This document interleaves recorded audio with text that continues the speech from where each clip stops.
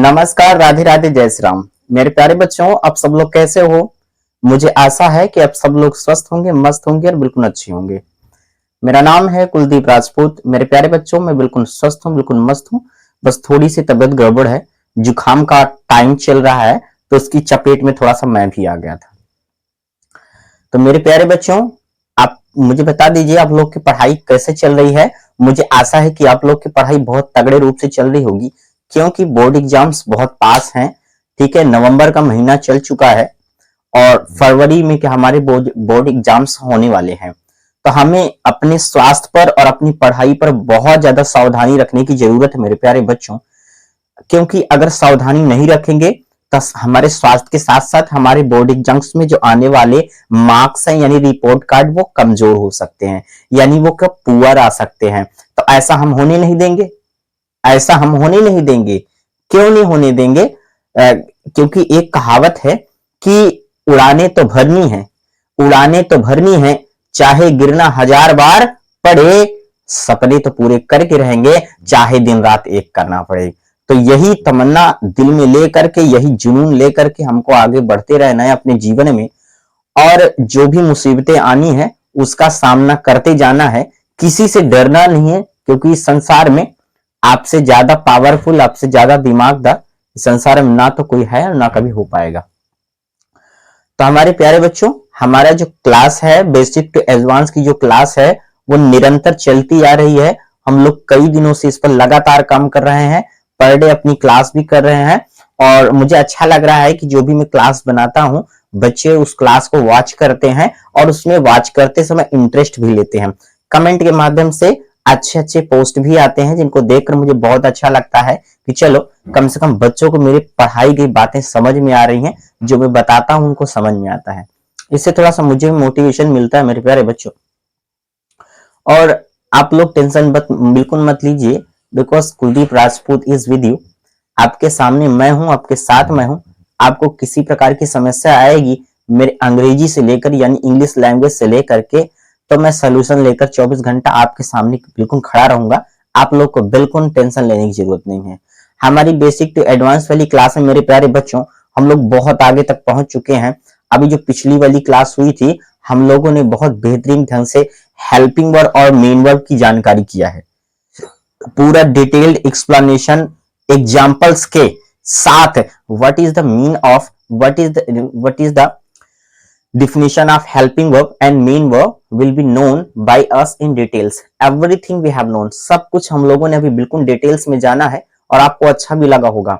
और उसी क्रम में जैसा कि हम आपको जब सेंटेंस पढ़ा रहे थे मेरे प्यारे बच्चों, तो अफर्मेटिव, नेगेटिव और इंट्रोगेटिव, हम इन तीनों सेंटेंसों का फार्मूला लिखाए थे। आपको याद होगा कि अफर्मेटिव में क्या फार्मूला है, नेगेटिव में क्या फार्मूला है और इंट्रोगेटिव में क्या फार्मूला है।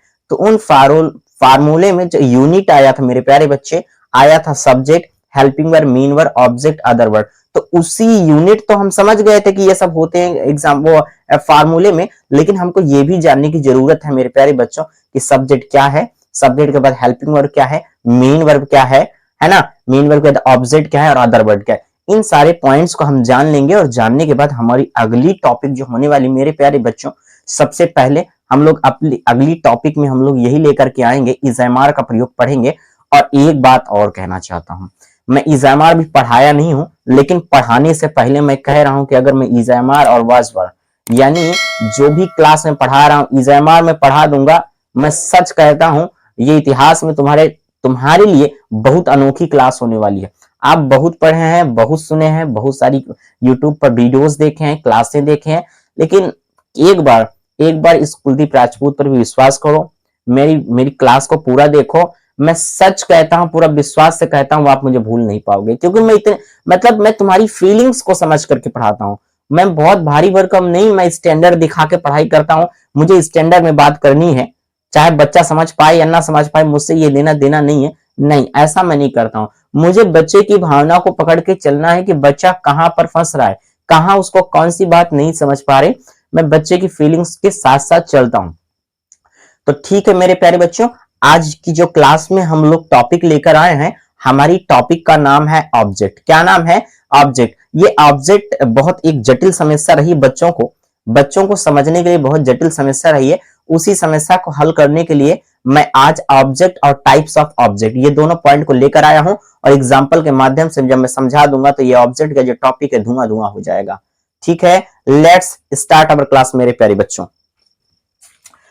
हमारा मिशन यही है, आपको दिखाई दे रहा होगा मेरे भाई बोर्ड में सबसे पहला पॉइंट पर मैंने यही लिख रखा है। हमारा मिशन का क्या नाम है? Basic to advance. क्या नाम है मेरे प्यारे बच्चों? Basic to advance. उसी बेसिक टू एडवांस में हमारा अगला जो पॉइंट आ चुका है आर्ट बुक ऑब्जेक्ट। क्या आ चुका मेरे प्यारे बच्चे?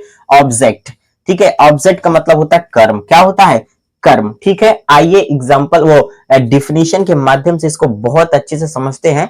और यहाँ पे एग्जाम्पल मैं लिखा नहीं हूं, इसके बाद में एग्जाम्पल लिखूंगा। इतना धुआंधार आपको समझाने वाला हूं कि आज के बाद ऑब्जेक्ट आपके दिमाग से कभी भूलेगा नहीं। चलो, ऑब्जेक्ट कर्म वह व्यक्ति, वस्तु अथवा स्थान जो क्रिया से प्रभावित होता है अथवा उसमें शामिल होता है। फिर से समझो, मतलब वह व्यक्ति, व्यक्ति का मतलब कोई व्यक्ति हो सकता है, कोई वस्तु हो सकता है और कोई स्थान होता है जो क्रिया के द्वारा प्रभावित हो। प्रभावित का मतलब होता है कुछ बदलाव आ जाए। क्या आ जाए मेरे प्यारे बच्चे? प्रभावित का मतलब कुछ उसमें बदलाव आ जाए। ठीक है, या उसमें शामिल होता है तो उसे क्या बोलेंगे? सरल शब्दों में देखो मेरे प्यारे बच्चे, सरल शब्दों में देखो, कहता है सरल शब्दों मैंने लिखा है वह जिसके साथ कुछ किया जा रहा हो। वह का मतलब वह कोई व्यक्ति भी हो सकता है, वह कोई वस्तु भी हो सकता है, वह कोई स्थान भी हो सकता है। अगर उस व्यक्ति वस्तु स्थान के साथ हम कुछ कर रहे हैं, यानी क्रिया के द्वारा कुछ किया जा रहा है, कुछ परिवर्तन हो रहा है मेरे प्यारे बच्चे, तो उसे ऑब्जेक्ट कहते हैं। क्या कहते हैं? ऑब्जेक्ट। इसको भी एग्जांपल के माध्यम से बिल्कुल आपको बिल्कुल डीपली समझा दूंगा, आप केवल ध्यान रखिएगा। बस इतना समझिए कि वह जिसके साथ कुछ किया जा रहा है, वह का मतलब ऑब्जेक्ट के स्थान पर व्यक्ति, वस्तु, स्थान कुछ भी हो सकता है। ठीक है, तो उसके साथ अगर कुछ किया जा रहा है तो उसे क्या कहेंगे मेरे प्यारे बच्चे? उसको ऑब्जेक्ट बोलेंगे। क्या बोलेंगे बच्चों? ऑब्जेक्ट बोलेंगे। अब इसी के क्रम में हम आगे बढ़ते हैं बच्चों। Object, types of object. क्या लिखा हुआ है मेरे प्यारे बच्चे? टाइप्स ऑफ ऑब्जेक्ट, यानी ऑब्जेक्ट के प्रकार। ऑब्जेक्ट के दो प्रकार है मेरे प्यारे बच्चे। कितने प्रकार के होते हैं? ऑब्जेक्ट दो प्रकार के होते हैं, एक डायरेक्ट ऑब्जेक्ट होता है, एक इनडायरेक्ट ऑब्जेक्ट होता है। इसी तरह बच्चों जब हम लोग पढ़ेंगे कॉम्प्लीमेंट, क्या पढ़ेंगे? कॉम्प्लीमेंट पढ़ेंगे तो एक सब्जेक्ट कॉम्प्लीमेंट होता है, एक ऑब्जेक्ट कॉम्प्लीमेंट होता है। उसको भी हम बता ही देंगे कॉम्प्लीमेंट क्या होता है। बच्चों का बहुत एक कहने का मतलब एक कंफ्यूजन रहा है कि सर कॉम्प्लीमेंट हम ना पहचान पाते हैं ना समझ पाते हैं, कब कॉम्प्लीमेंट होता है, कब फ्रेज हो जाता है, कब एडजेंट हो जाता है, कब क्वालिफायर हो जाता है, कब कहता है एडजेक्टिवल फ्रेज हो जाता है। बहुत सारा चीज है अंग्रेजी में, हम नहीं समझ पाते हैं, वो छोटी छोटी चीजें, लेकिन सर हम फिर भी नहीं समझ पाते हैं। तो कोई बात नहीं बच्चा, आप लोग बच्चे लोग, आप लोग मेरी क्लास देखते रहो, मैं सब समझाता हूं। ठीक है, आपको टेंशन बिल्कुल लेने का नहीं। चलो, तो चलिए, टाइप्स ऑफ ऑब्जेक्ट में दो प्रकार के ऑब्जेक्ट हैं बच्चों। डायरेक्ट ऑब्जेक्ट, डायरेक्ट ऑब्जेक्ट की हिंदी होता है प्रत्यक्ष कथन। क्या होगा? प्राचम। सॉरी बेटा, कथन नहीं होगा, कर्म होगा। क्या होगा बच्चे? कर्म होगा। चल, क्या होगा बच्चे? कर्म होगा। चलिए, तो कहता है प्रत्यक्ष कर्म, यानी मेन वर्ब। क्या बोला गया मेरे बच्चे? Main verb. मेन वर्ब को हिंदी में क्या बोलेंगे बच्चे? मुख्य क्रिया। क्या बोलेंगे? देखो, मेन वर्ब उसको हिंदी में क्या बोलेंगे? मुख्य क्रिया। तो इसको हम जो अंग्रेजी वो जो ब्रैकेट के अंदर लिखे उसको हम नहीं बोलेंगे, बस आप केवल समझाने के लिए। मेन वर्ब से, मेन वर्ब से क्या, क्या को अंग्रेजी में क्या बोलेंगे बच्चा? व्हाट। इसको वाट नहीं पढ़ते, व्हाट। क्या पढ़ेंगे? व्हाट। ठीक है, मेन वर्ब से क्या का प्रश्न करने पर वाक्य में जो उत्तर मिलता है उसे डायरेक्ट ऑब्जेक्ट कहते हैं। तो बोला गया है अगर आपको डायरेक्ट ऑब्जेक्ट ढूंढना तो आप करेंगे क्या? मान लीजिएगा आपको कोई सेंटेंस दिया गया है, अब आपसे बोले कि उसमें डायरेक्ट ऑब्जेक्ट सर्च करो, तो कैसे क्या करोगे? तो आपको कुछ करना नहीं, मैंने आपको पहले ही बताया था पिछली वाली क्लास में कि अगर वाक्य में दुनिया का कोई भी काम हो रहा है, यानी आपको सब्जेक्ट ढूंढना है, आपको ऑब्जेक्ट ढूंढना है, आपको टेंस ढूंढना है, आपको हेल्पिंग वर्ड ढूंढना है, मतलब every work now you have to search in the sentence, तो very first now you have to go to the main verb. अगर आपको मेन वर्ब मतलब कुछ भी जानना है सेंटेंस में, तो आपको मेन वर्ब के पास जाना पड़ेगा। किसके पास जाना पड़ेगा बच्चों? मेन वर्ब के पास जाना पड़ेगा। ठीक है, समझो।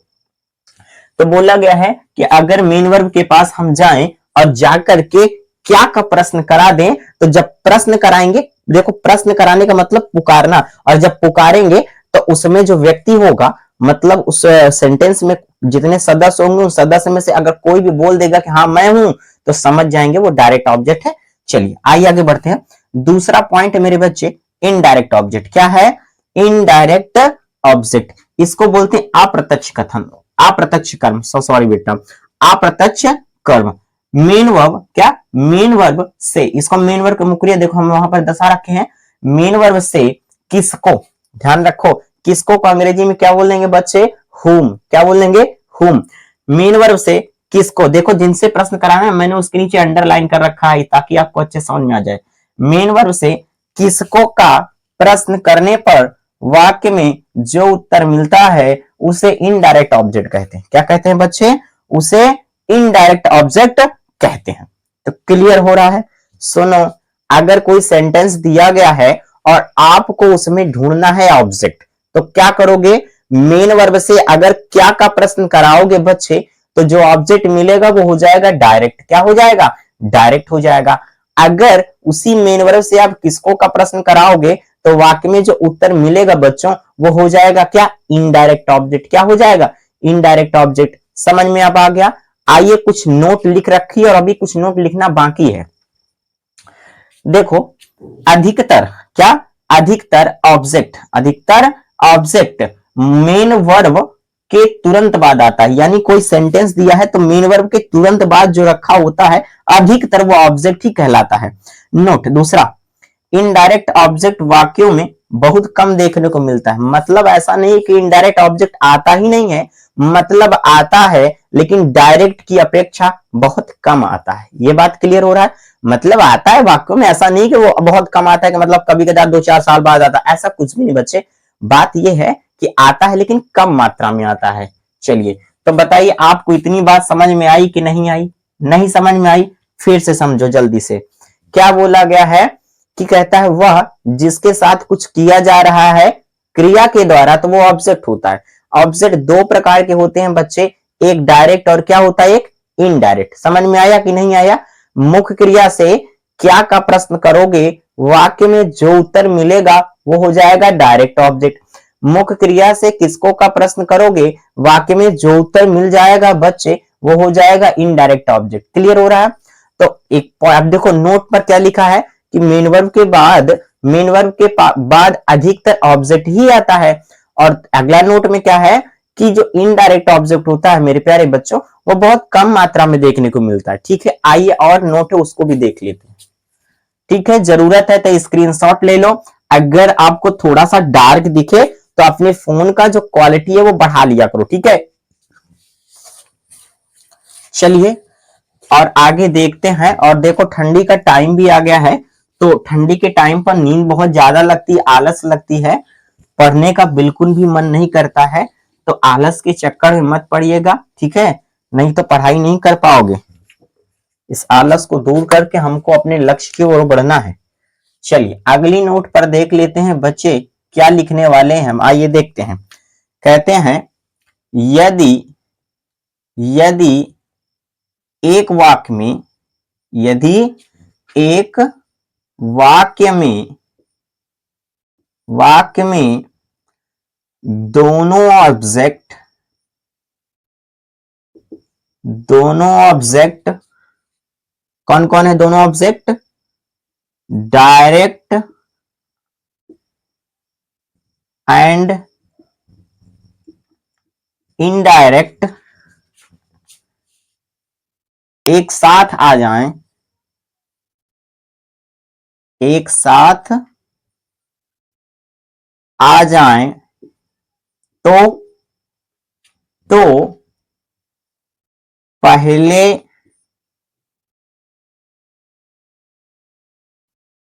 पहले इनडायरेक्ट ऑब्जेक्ट को लिखते हैं, लिखते हैं, इसके बाद, इसके बाद डायरेक्ट ऑब्जेक्ट को लिखते हैं। ठीक है, बात यह है कि अगर कोई सेंटेंस आया है यानी कोई वाक्य आया है और उस वाक्य में दोनों ऑब्जेक्ट आ जाए, यानी डायरेक्ट भी आ जाए और इनडायरेक्ट आ जाए। क्लियर हो रहा है? तो रूल ये है, नियम ये है कि पहले आपको इनडायरेक्ट लिखना है, उसके बाद आपको डायरेक्ट लिखना है। क्लियर हो रहा है? चलिए अगली पॉइंट समझते जाइए। ऑब्जेक्ट के बारे में ढेर सारा जानकारी, ठीक है? सुनो, डायरेक्ट ऑब्जेक्ट में जो वस्तुएं आती हैं वे निर्जीव कैसी होती हैं बच्चे? निर्जीव होती हैं। कैसी होती हैं? डायरेक्ट ऑब्जेक्ट में जो वस्तुएं आती हैं वो कैसी होती हैं? निर्जीव। निर्जीव का मतलब जिसमें जान ना हो, यानी नॉन लिविंग। क्या होगा बच्चे? Non living. ठीक है, चलो एक नोट और, इनडायरेक्ट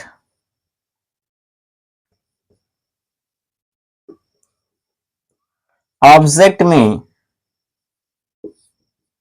जो वस्तुएं नहीं, जो ऑब्जेक्ट आते हैं वे सजीव कैसे होते हैं बच्चे? सजीव होते हैं। चलो, मतलब बताया गया ये है कि अगर एक सेंटेंस है उसमें हमने दोनों ऑब्जेक्ट को रख दिया है तो डायरेक्ट के उत्तर में जो मिलता है बच्चों वह होता है निर्जीव, लेकिन जो इनडायरेक्ट में होता है वह होता है सजीव। इसी तरह से अगर दोनों आ जाएंगे तो पहले लिखेंगे हम इनडायरेक्ट को, बाद में क्या लिखेंगे? डायरेक्ट को। क्लियर हो रहा है? चलिए और आगे बढ़ते हैं। मुझे लग रहा है ऑब्जेक्ट के बारे में मैंने सारी डिटेल्स बता दी। अब आइए उसके एग्जाम्पल के माध्यम से हम आगे बढ़ते हुए समझते हैं। ढेर सारे एग्जाम्पल लेकर देख लो, इसको जरूरत है तो स्क्रीनशॉट ले लो। और मैं कितनी बार बोल चुका हूं कि एक मोटी सी कॉपी बना लो और ये आपकी नोट बिल्कुल तैयार हो रही है। ठीक है, इतना जितना बेसिक से मैं पढ़ा रहा हूं ना, जितनी बेसिक से मैं पढ़ा रहा हूं और बिल्कुल नोट लिखाते हुए एग्जाम्पल के माध्यम से पढ़ा रहा हूं ना बच्चे, शायद ही आपको यूट्यूब की क्लास पर फ्री में, किस पर? फ्री में शायद अवेलेबल होगी। पेड क्लासों में मिल सकता है लेकिन फ्री क्लास में ऐसे कंटेंट आपको देखने को नहीं मिलेगा। आइए और अब हम ढेर सारा एग्जाम्पल के माध्यम से देखते हैं। चलो, जैसे she was cooking food for us. एक एग्जाम्पल लिखा बच्चे, she was cooking food for us. चलो अब मैंने लिखा आई गेव अ रूपी, आई गेव अ रूपी यस्टरडे। कल मैंने 1 रुपया दिया। चलो तीसरा बच्चे, चलो the father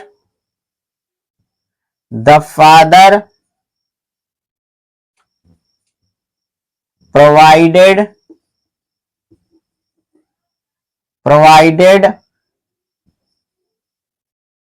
the children new jackets। ठंडी का टाइम आ रहा है ना बच्चों। देखो मैंने आपके सामने 3 सेंटेंस लिखे। कितने सेंटेंस लिखे? Before you all I have written 3 types of sentences. मैंने 3 सेंटेंस लिखा है। आइए इन सेंटेंस को बिल्कुल विधिवत समझने की कोशिश करते हैं। देखो जैसा मैं कह रहा हूं आप कान खोलकर सुनते रहो बस बच्चों।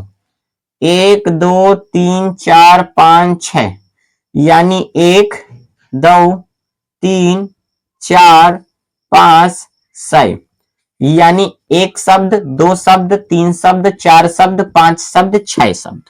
अब आपको पता है, हमने पिछली क्लासों में पढ़ाया है बच्चे कि शब्दों का समूह क्या कहलाता है बच्चे, उसको कहते हैं सेंटेंस।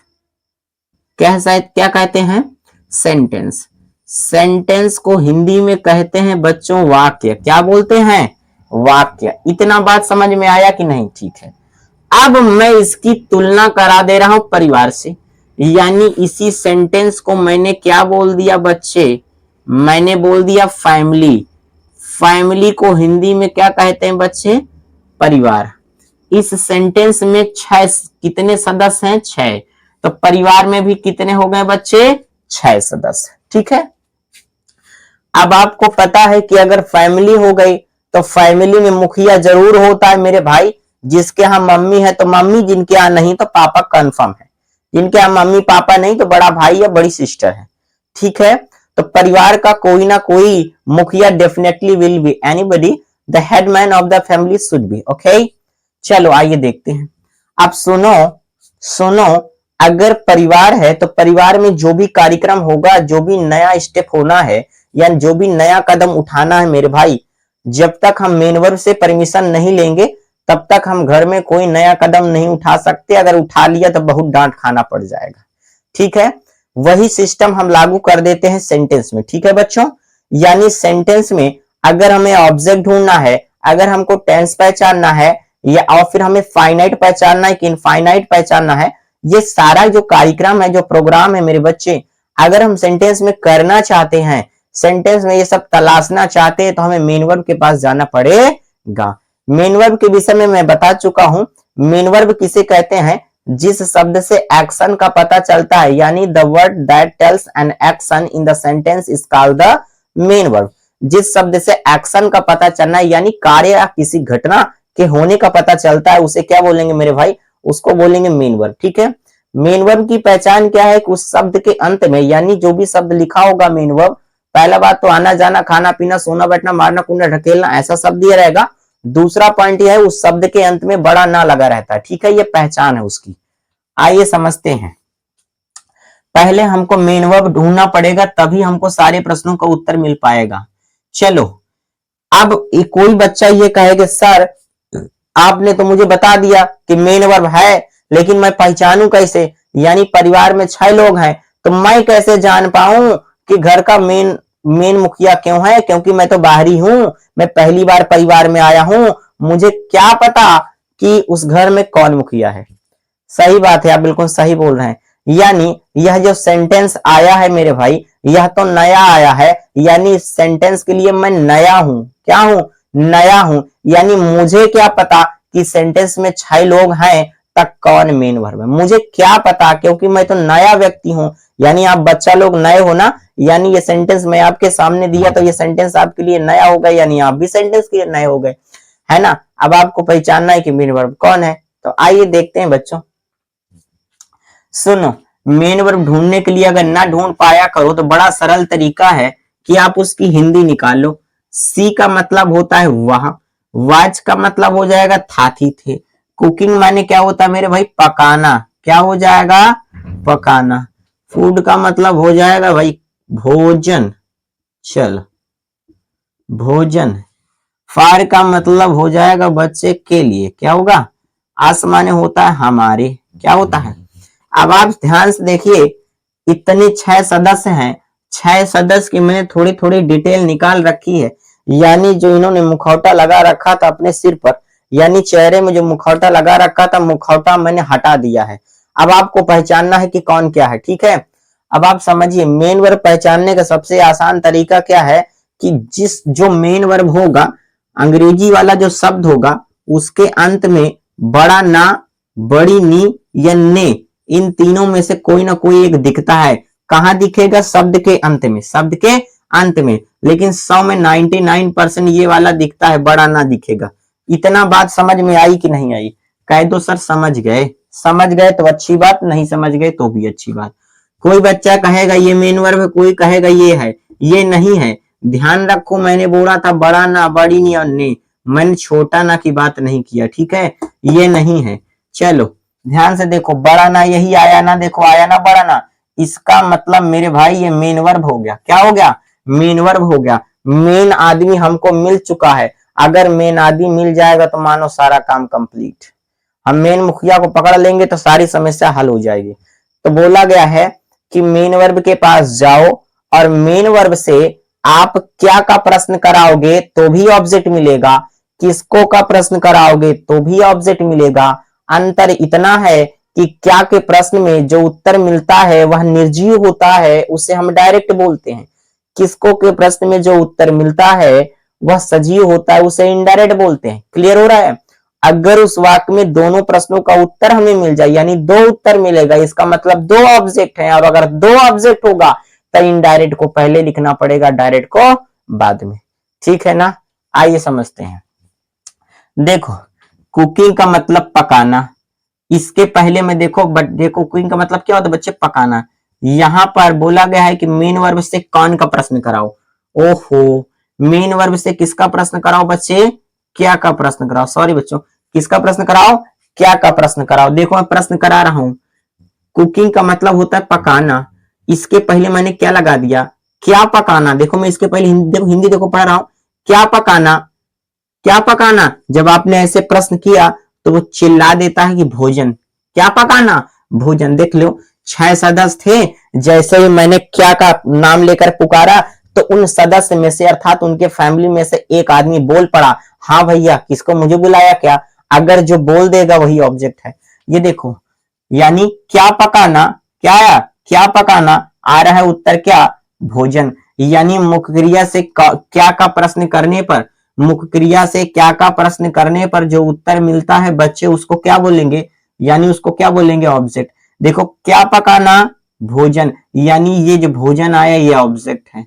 ये क्या है? और हमें ऑब्जेक्ट ही तो ढूंढना है। अब आप इसको ध्यान से देखो, ये सजीव है कि निर्जीव है? ये निर्जीव है, इसीलिए इसका नाम क्या हो गया मेरे भाई? Direct object. क्या हो गया? क्योंकि डायरेक्ट ऑब्जेक्ट में क्या होगा मेरे बच्चे? जो भी वस्तु आएगी वह निर्जीव होगी। क्या होगी मेरे बच्चे? निर्जीव होगी। अभी एक प्रश्न और बाकी है। हमारे पास दो ऑब्जेक्ट होते ना एक वाक्य में। क्या पकाना खो गया। अभी इसी पर अब दूसरा प्रश्न कराओ। अगर होगा तो मिलेगा, नहीं होगा तो नहीं मिलेगा। किसको पकाना? भोजन। किसको पकाना? भोजन। यानी क्या होगा मेरे भाई? दोनों के प्रश्न में एक ही उत्तर आ रहा है। इट्स मीन दैट, या तो ये कहिए किसको पकाना है ही नहीं है, या फिर अपनी भाषा में समझो, किताबी भाषा के अंतर्गत मत जाओ। किसको पकाना? भोजन। यानी दोनों के प्रश्न में एक ही उत्तर। It's mean that the sentence has only one object. इसका मतलब सेंटेंस में कितने ऑब्जेक्ट है? एक ऑब्जेक्ट है। भाई अब एक बात बताओ, अगर एक ऑब्जेक्ट है तो किसको पहले रखें किसको बाद में रखें, ये प्रश्न ही नहीं उठता है। समझ में आया कि नहीं आया? भाई जो होगा उसको लगा देंगे। तो मेरी बात आपको समझ में आई ना? ऑब्जेक्ट कैसे ढूंढते हैं? तो भाई ऑब्जेक्ट मिल गया। अच्छा, परिभाषा में ये किया था, परिभाषा में ये लिखा हुआ था कि वह जिसके साथ कुछ किया जा रहा हो, वह जिसके साथ कुछ किया जा रहा हो। एक तो ये लिखा हुआ था, या वह कोई व्यक्ति हो, वस्तु, स्थान हो जिसके साथ कोई प्रभाव हो रहा हो। क्या? यानी वो प्रभावित हो रहा है। अब आप समझिए, अगर खाना को पकाया, यानी कुकिंग माने पकाया जा रहा है, और क्या? भोजन। तो भजाइए, जब पकाओगे, यानी जब पकाओगे तो भोजन में परिवर्तन होगा कि नहीं? यानी उसमें कुछ ना कुछ बदलाव आएगा कि नहीं? बदलाव आएगा ना। यानी अब बताइए, मान लो आपने लिया चावल, चावल आपको पकाना है, पहले वो कच्चा था, ठीक है, सूखा सूखा। अब आपने स्टोव में क्या है, पानी रखा, भगोना रखा, अब उसमें डालोगे तो बताओ वो पहले जैसा रहेगा कि अब उसमें परिवर्तन आ जाएगा? आ जाएगा ना मेरे भाई। यही तो मैं कह रहा हूं, मतलब वह जिसके साथ कुछ किया जा रहा हो, यानी जो भोजन है ना उसको पकाया जा रहा है, यानी उसके साथ कुछ किया जा रहा है। बात समझ में आ गई ना? चलिए आइए बढ़ते हैं। ये बात आपको बहुत अच्छे ढंग से समझ में आ जानी चाहिए भाई। आ गई ना मेरे भाई? चलो आइए इसी तरह से हम दूसरे वाले एग्जाम्पल को खूब अच्छे ढंग से समझ लेते हैं मेरे भाई। इसको मैंने 1 2 3 4 5, ये देखो ये लिखा हुआ है ए। क्या लिखा है? ए। अगर आप ए पढ़ोगे तो गलत हो जाएगा। क्या हो जाएगा? गलत हो जाएगा। मुझसे बोलोगे सर ए कैसे गलत हो गया? समझो अच्छे से। ये है ए, क्या पढ़ेंगे? ए। और इसको क्या पढ़ेंगे? आ। क्या पढ़ेंगे? आ। आप कहोगे सर आपको कैसे पता चला? मुझे बता दो, मैं तो नहीं जान पाता हूं। सुनो, अगर इस तरह का, किस तरह का, इस तरह का जो दिखने वाला एक सिंबल है जिसको ए बोलते हैं, क्या बोलते हैं मेरे भाई, ए। अगर ये अकेला होता है, कहां होता है, अगर ये अकेला होता है यानी मेरे भाई ये किसी शब्द यानी ये किसी के भीड़ में नहीं रहता, यानी किसी के अक्षरों के भीड़ में नहीं रहता, यानी अकेला रहेगा, बिल्कुल अकेला रहेगा, ना इसके आगे ना कोई पीछे, ना किसी के आगे ना पीछे, कहीं भीड़ में नहीं है, अकेला है, तो इसको ए बोला जाएगा। क्या बोला जाएगा मेरे भाई, ए बोला जाएगा। लेकिन अगर ये शब्दों की भीड़ में आ गए, देखो बच्चे ये शब्द है, ये शब्द है, ये शब्द है, ये शब्द, अगर ये शब्दों के बीच में आएगा यानी शब्दों के भीड़ में आएगा, तब ये ए नहीं मेरे भाई क्या कहलाएगा, आ कहलाएगा। क्यों आ कहलाएगा, क्योंकि ये शब्दों के भीड़ में आता है मेरे भाई, क्या, जब ये शब्दों के भीड़ में आता है तब ये लेटर नहीं हो जाता है, ये कौन सा रोल ले लेता है मेरे भाई, वर्ड का रोल ले लेता है, यानी शब्द का, किसका, ये शब्द की श्रेणी में गिना जाता है मेरे भाई, ना कि लेटर की श्रेणी में गिना। समझ में आया, ध्यान रखेंगे, जब बिल्कुल अकेला रहेगा तो ए बोलेंगे, क्या बोलेंगे, ए। एक पॉइंट, दूसरा एक पॉइंट और मेरे भाई, अगर अक्षरों की भीड़ में रहे, किसकी भीड़ में रहे, अगर अक्षरों की भीड़ में रहेगा तो भी ए गिना जाएगा, लेकिन ये शब्दों की भीड़, जैसे ये देखो मेरे भाई APPLE, इसको एप्पल बोलेंगे, तो इसको अब मैं स्पेलिंग अगर बोलने के लिए कहूं कि इसकी स्पेलिंग क्या पढ़ो, तो ऐसे थोड़े पढ़ोगे, APPLE, ऐसे थोड़ी पढ़ोगे, आप बोलोगे APPLE। समझ में आ रहा है कि नहीं आ रहा है, जैसे ORANGE, अगर इसका स्पेलिंग बोलने के लिए बोलो तो आप ऐसे पढ़ोगे ना, नहीं, आ नहीं बोलेंगे, ORANG, ऑरेंज, क्या हो जाएगा, ऑरेंज। समझ में आया कि नहीं आया, ये नहीं बोलोगे कि सर आ नहीं बोलेंगे, क्या बोलेंगे, ए। क्या समझ में आया, अगर ए अकेला होगा तो भी ए पढ़ा जाएगा, लेकिन अक्षरों की भीड़, देखो अक्षरों की भीड़ है, यानी क्या 1 2 3 4 5, यानी अक्षरों के बीच में है तो भी ए बोला जाएगा मेरे भाई। लेकिन अगर वो शब्दों की भीड़ में, देखो शब्दों की भीड़ में होगा तो उसको क्या है, उसको फिर क्या बोला जाएगा, उसको ए नहीं बोला जाएगा मेरे भाई, आ बोला जाएगा। कंफ्यूजन बिल्कुल दूर रख के रखना। चलो आगे बढ़ते हैं, ये बीच बीच में आपको एडिशनल जानकारी देता रहूंगा अगर मेरी क्लास ऐसे ही पढ़ते रहे। आगे बढ़ते हैं, चलो अब देखो 1 2 3 4 5, यानी 5 लोग है, परिवार है 5 लोगों का, ठीक है। मेन मुखिया ढूंढ लो जल्दी से, सुन लो, मेन मुखिया ये है, गेब माने देना, यानी गिव का सेकंड फॉर्म लिखा गेब, ठीक है। और किसी के अंत में बड़ा ना नहीं आएगा, देखो आई माने मैं, गेब माने दिया या देना, ए का मतलब जो आप पढ़ते हैं 1 रुपी माने रुपी, और यस्टरडे माने कल। देखो किसी के भी अंत में बड़ा ना नहीं आया, सिर्फ इसमें आया है, सिर्फ इसमें आया मेरे भाई, इसका मतलब यही मेन वर्ब है, क्या है, मेन वर्ब है। चलो हमारा नियम कहता है कि अगर मेन वर्ब से क्या अथवा किसको का प्रश्न कराओगे तो वाक्य में जो उत्तर मिलेगा वो क्या हो जाएगा मेरे भाई, ऑब्जेक्ट। क्या हो जाएगा, ऑब्जेक्ट। चलो देखो, गेव माने देना, क्या दिया, गेव माने दिया, तो इसका देखो, इसका मतलब होता है क्या, देना, क्या हो जाएगा, तो ये सेकंड फॉर्म में लिखा है मेरे भाई, लेकिन इसका ओरिजिनल रूप क्या है, इसका ओरिजिनल रूप क्या है मेरे भाई, देना। क्या है, देना। ये टेंस की वजह से बड़ा ना हटकर यह जुड़ गया, ठीक है ना, समझते जाओ, पास्ट इंडेफिनिट टेंस पढ़ाएंगे बता देंगे, यानी लेकिन ओरिजिनल रूप इसका क्या है, देना। तो देना को क्या हो गया, दिया। समझ में आया कि नहीं आया, आ रहा है ना समझ में। चलो, क्या दिया, आरोपी, क्या दिया, आरोपी, इसका मतलब क्या दिया, आरोपी। जो क्या के उत्तर देखो, 5 लोग थे, 5 में बोल दिया, क्या दिया, आरोपी, यानी 1 रुपया। जो बोल देगा यानी जो उत्तर मिलेगा, जब आपने प्रश्न किया तो उत्तर मिला ना, क्या दिया, प्रश्न किया तो उत्तर मिला 1 रुपया, क्या मिला, अब तो जो उत्तर मिलता है वही ऑब्जेक्ट हो जाता है। क्या हो जाता है मेरे भाई, वही ऑब्जेक्ट होता है। अब देखो रुपया जो लिखा है वो निर्जीव है मेरे बच्चे, क्या है, वो निर्जीव है मेरे भाई, इसका मतलब ये डायरेक्ट ऑब्जेक्ट। क्या हो गया मेरे भाई, डायरेक्ट। समझ में आ गया ना, क्या हो गया, डायरेक्ट ऑब्जेक्ट। अब देखो किसको दिया, इसमें कोई उत्तर ही नहीं आ रहा है, किसको दिया, कोई उत्तर नहीं, इसका मतलब there is no object of indirect, indirect object नहीं है, इसका मतलब इस सेंटेंस में एक ही ऑब्जेक्ट है। ये भी आपको बात समझ में आई। तीसरा एग्जांपल, 1 2 3 4 5 6 और ये 7, ठीक है। देखो 7 सदस्य हैं, इसको आप चाहे सेंटेंस समझ लो चाहे परिवार समझ लो, मैं आपको बेसिक समझाने के लिए इसको फैमिली बोल देता हूं, ठीक है। मान लो एक परिवार है, 7 लोग हैं, अपने घर के अंदर बैठे हुए हैं, हमको मुखिया के बारे में पता चल चुका है और हमको ढूंढना है ऑब्जेक्ट, तो मुखिया से प्रश्न करेंगे, मुखिया उत्तर दे देगा, जो उत्तर आए, जो उत्तर में जो आएगा वही ऑब्जेक्ट हो जाएगा। चलो देखो, पिताजी, इसका हिंदी क्या हो जाएगा बच्चे, पिताजी, इसका प्रोवाइडेड माने प्रदान करना, क्या करना बच्चे, प्रदान करना। ये देख लो बड़ा ना आ गया, प्रदान करना, बड़ा ना आया ना, इसका मतलब यही है मेन वर्ड, ढूंढ लो। चिल्ड्रेन माने होता है बच्चों, क्या होता है मेरे बच्चे, बच्चे या बच्चों, ठीक है। चलो वो हिंदी पे अर्थ पर निर्भर करेगा, बच्चे या बच्चों, ठीक है। न्यू माने नया, क्या हो जाएगा, जैकेट्स का मतलब जैकेट्स हो जाएगा मेरे भाई, क्या हो जाएगा, जैकेट्स हो जाएगा। समझ में आ रहा है कि नहीं आ रहा है। अब बताओ किसके अंत में बड़ा ना आया, इसके अंत में आया ना, इसका मतलब यही मेन वर्ब। आइए इससे प्रश्न करा लेते हैं। चलो प्रोवाइडेड माने प्रदान किया, चलो इससे पहले क्या का प्रश्न कराओ, क्या का प्रश्न कराओ, क्या दिया। देखो प्रोवाइडेड माने प्रदान किया, यानी क्या प्रदान किया, यानी क्या दिया, प्रोवाइडेड माने देना भी होता है। क्या प्रदान किया, न्यू जैकेट्स, क्या प्रदान किया, न्यू जैकेट्स। देखो उत्तर आ रहा है ना, क्या प्रदान किया, न्यू जैकेट्स, यानी नया नया जैकेट, यानी ये हो गया ऑब्जेक्ट, क्या हो गया, ऑब्जेक्ट। अब बताओ ये सजीव है कि निर्जीव है। सजीव निर्जीव का मतलब क्या होता है, जिसमें जान नहीं होता वो निर्जीव होता है, और जिसमें जान होता है वो सजीव होता है। अब आप बताओ जैकेट में जान है क्या मेरे भाई, नहीं है, इसका मतलब ये डायरेक्ट ऑब्जेक्ट, क्या होगा बच्चे, डायरेक्ट ऑब्जेक्ट। क्लियर हो रहा है, आगे बढ़ते हैं। चलो इसको मैंने नंबर 1 दे दिया कि एक ऑब्जेक्ट हमको मिल चुका है, ठीक है ना। चलो अब देखो क्या प्रदान किया, ये तो हो गया। आइए अब किसको वाला ऑब्जेक्ट भी कर लेते हैं, प्रश्न कर लेते हैं।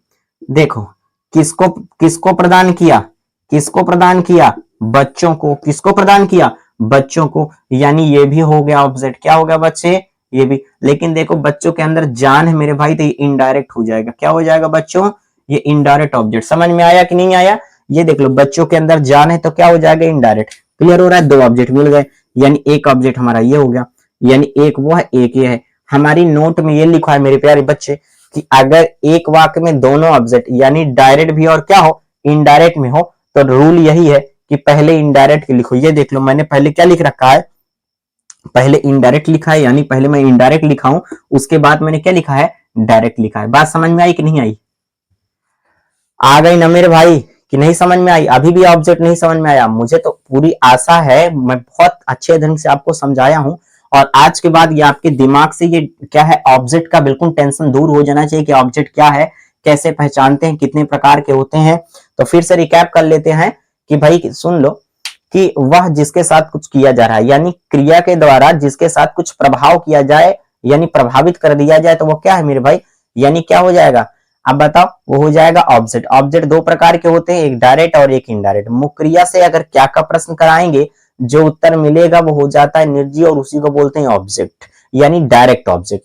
इसी तरह से मुक्रिया से किसको का प्रश्न कराएंगे, वाक्य में जो उत्तर मिलेगा मेरे भाई वह हो जाएगा इनडायरेक्ट ऑब्जेक्ट, ठीक है। और इनडायरेक्ट में जो भी वस्तु आता है वो क्या होता है, सजीव। एक प्रश्न है कहता है कि अगर एक वाक्य दिया गया है, उन दोनों वाक्यों में दोनों ऑब्जेक्ट है, तो पहले इनडायरेक्ट को लिखो फिर क्या डायरेक्ट लिखो। ये भी आपको बिल्कुल पूरी तरह से समझ में आ गया होगा, आया ना मेरे भाई, ठीक है। अब मैं पहचानने का तुमको तरीका भी इतना तगड़े तरीके से बता दिया हूं। अब बताइए अगर किसी बच्चे को नहीं समझ में आए तो मुझे बताए। अब आप बताइए मेरे भाई, देखो अगर जो प्रदान करेंगे तो बच्चों में देंगे, बच्चों को देंगे, बच्चों को जैकेट देंगे, तो बताओ बच्चों के अंदर परिवर्तन आएगा कि नहीं आएगा, आएगा कि नहीं आएगा भाई। जैकेट जैकेट मतलब जैसा का तैसा, यानी जैकेट खरीदे होंगे, लाए होंगे, बच्चों को देंगे, बताओ उसमें कुछ ना कुछ किया जा रहा है कि नहीं, जैकेट के साथ कुछ ना कुछ हो रहा है ना, जैकेट को क्या है बच्चों को दिया जा रहा है, यानी प्रभाव हो रहा है, यानी कुछ ना कुछ परिवर्तन हो रहा है। चलिए ये भी बात आपको समझ में आ ही गई होगी। चलो आइए एक आध एग्जाम्पल और समझ लेते हैं मेरे प्यारे बच्चों, ठीक है। ऑब्जेक्ट अब आपको समझ में आया होगा कि भाई ऑब्जेक्ट क्या होता, अभी तक हमारे समझ में ही नहीं आया था, सही बात है ना। चलो क्लियर हो रहा है मेरे भाई ऑब्जेक्ट। चलो एक एग्जाम्पल और, जैसे ये देखो, the gardener was watering the flowers, ठीक है ना, वाटरिंग द फ्लावर्स। क्लियर हो रहा है, देखो माली जो है फ्लावर्स को क्या कर रहा है, सींच रहा था। 1 2 3 4 5 6 6 शब्द है, मेन वर्ब ही है मेरे भी चाहिए, यानी सींचना। क्या लिखा है बच्चे, सींचना लिखा, बड़ा ना इसी के अंत में आएगा, देख लो। इसका मतलब, इसका का मतलब माली हो जाएगा, क्या हो जाएगा बच्चे, माली। इसका मतलब था थी, ठीक है ना। चलो इसका हिंदी कुछ नहीं, और इसका मतलब हो जाएगा फूलों, क्या है, फूलों को, ठीक है। अब आप मुझे बताइए कि बड़ा ना इसी के अंत में आया है ना मेरे भाई, इसको मगर 1 2 3 4 5 सही, ठीक है, यानी 6। अब बताओ मेन वर्ब यही ना मेरे बच्चे, है ना मेन वर्ब। तो बताओ इससे प्रश्न कराएंगे, अगर होगा तो ऑब्जेक्ट मिलेगा, नहीं होगा तो नहीं मिलेगा। आइए बात करा लेते हैं। चलो तो चलो देखो, सींचना, क्या सींचना, फूलों को, मिला कि नहीं मिला। ये जो उत्तर मिला है ये हो गया ऑब्जेक्ट। क्या हो गया बच्चे, ऑब्जेक्ट। अब इसमें जान नहीं तो इसका मतलब ये क्या हो गया, डायरेक्ट। क्या हो गया मेरे बच्चे, डायरेक्ट ऑब्जेक्ट। आइए थोड़ा सा और आगे बढ़ते हैं, दूसरा एग्जाम्पल। चलो, शी वॉज रनिंग फास्ट, वो तेज दौड़ रही थी। 1 2 3 और 4। चलो ये दौड़ना बड़ा ना आ गया है, इसका मतलब यही है मेन वर्ब। अब देखो दौड़ना, क्या दौड़ना, कोई उत्तर नहीं। किस, एक प्रश्न और होता है हमारे साथ, उसको भी करा लेते हैं बच्चे। किसको दौड़ना, कोई उत्तर नहीं। इसका ये मतलब है कि हमने क्या का प्रश्न कराया, किसको का प्रश्न कराया, इसमें कोई ऑब्जेक्ट नहीं मिला। इसका मतलब ये है कि इस वाक्य में कोई ऑब्जेक्ट नहीं है, यानी इसमें ऑब्जेक्ट नहीं है। बात समझ में आया कि नहीं आया। और सुनो, जिस वर्ब के पास ऑब्जेक्ट नहीं होता है, देखो इस वर्ब के पास ऑब्जेक्ट नहीं है ना, जब वर्ब की बात बोली जाएगी तो पूरा गिनना है, यानी हेल्पिंग वर्ब और मेन वर्ब दोनों जोड़ना है, ठीक है। क्योंकि बिना हेल्पिंग और मेन वर्ब के टेंस नहीं बनेगा, हमने बताया है। सुनो, जिस वर्ब के पास ऑब्जेक्ट नहीं, बताओ ऑब्जेक्ट नहीं है ना, यानी ऑब्जेक्ट नहीं है, ऑब्जेक्ट नहीं है। तो जिस वर्ब के पास ऑब्जेक्ट नहीं होता है, ऐसे वर्ब को बोलते हैं मेरे भाई इंट्रांसिटिव वर्ब। कैसे बोलते हैं, TRANISITI, ठीक है। कैसा वर्ब बोलते हैं, इंट्रांसिटिव वर्ब, ठीक है। इसकी हिंदी होती है अकर्मक क्रिया, यानी जिस वर्ब के पास ऑब्जेक्ट नहीं होता है उसे क्या बोलेंगे, इंट्रांसिटिव। अब बताओ, इसके पास ऑब्जेक्ट है ना फ्लावर्स, इसका मतलब ये वाली जो वर्ब हो गई वाज वाटरिंग, ये हो गया बेटा ट्रांसिटिव वर्ब। कैसा हो गया बच्चे, ट्रांसिटिव वर्ब। ये भी बात क्लियर हो रही ना। चलो, मुझे आशा है कि बच्चों अब आप लोग को पूरी तरह से ऑब्जेक्ट क्या है, ऑब्जेक्ट के बारे में समझ में आया होगा। क्लियर हो रहा है कि नहीं हो रहा है। मुझे आशा है कि आपको ऑब्जेक्ट के विषय में बिल्कुल जो भी डाउट है वो पूरी तरह से क्या हो गए होंगे, आपको समझ में आ गए होंगे। बिल्कुल क्लियर हो गया मेरे भाई। चलिए आइए एक नोट और देख लेते हैं, और उसके विषय में क्या है, अदर वर्ड। क्या है बच्चे, अदर वर्ड। चलो, अदर वर्ड क्या होते हैं, नोट के माध्यम से देख लेते हैं, या इनको चलो हेडिंग बना लेते हैं बच्चे। OTHOR, other words. इसका हिंदी क्या होता है बच्चे, अन्य शब्द। क्या होगा, अन्य शब्द, ठीक है। चलो ये क्या होता है, इनको भी देख लेते हैं, 1 मिनट का काम है, फिर हम अपनी क्लास समाप्त करते हैं, और अगली वाली क्लास में जो होगा इजैमार का प्रयोग आएगा, ठीक है। चलो, तो बोला गया है सेंटेंस में, सेंटेंस में सब्जेक्ट कामा हेल्पिंग वर्ब कामा मेन वर्ब और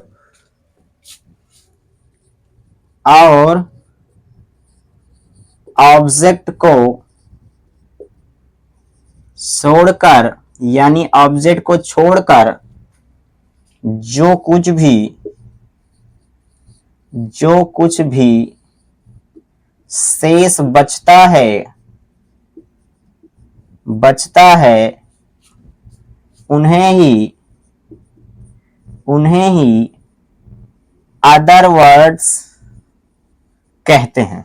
समझ में आया कि नहीं आया। यानी कोई सेंटेंस है और उस सेंटेंस में हम 4 चीजों को छांट लेंगे, अलग कर देंगे, उसके बाद जो बचेगा वो अदर वर्ड। जैसे एग्जांपल के माध्यम से समझो, जैसे देखो, चलो जैसे the servant was preparing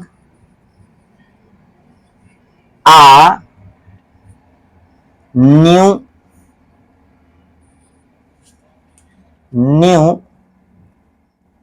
room a new room for the new guests, ठीक है ना, न्यू गेस्ट्स ऑन संडेज, ठीक है। चलो आइए समझ लेते हैं, एक सेंटेंस हमारे पास आया, कहो तो देखो ये तुम्हारा है सब्जेक्ट, ठीक है, ये तुम्हारा है वर्ब, ठीक है।